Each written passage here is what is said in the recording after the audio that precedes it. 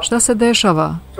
George, reci mi da ti osjećaš. George, ne šalim se, šta je to? Ovo je zemljotres. O Bože moj. Ovo je stvarno veliki zemljotres, ljudi. O Gospode. Filipini, 27. jula 2022.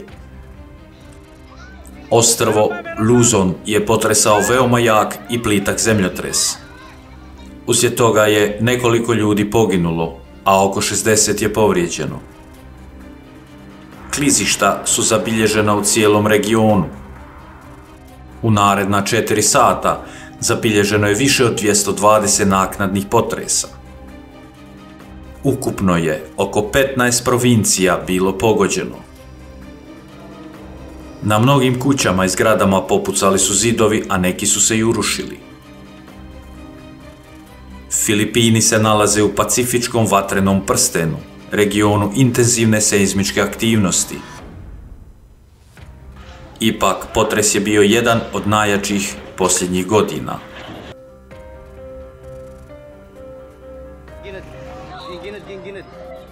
Zemljotres. Tako je jak. Kuće, pogledaj kuće. Ovdje u Sambalesu, to vraga, vidi, to je zemljotres. Auto mi se jako trese, kakav jak zemljotres.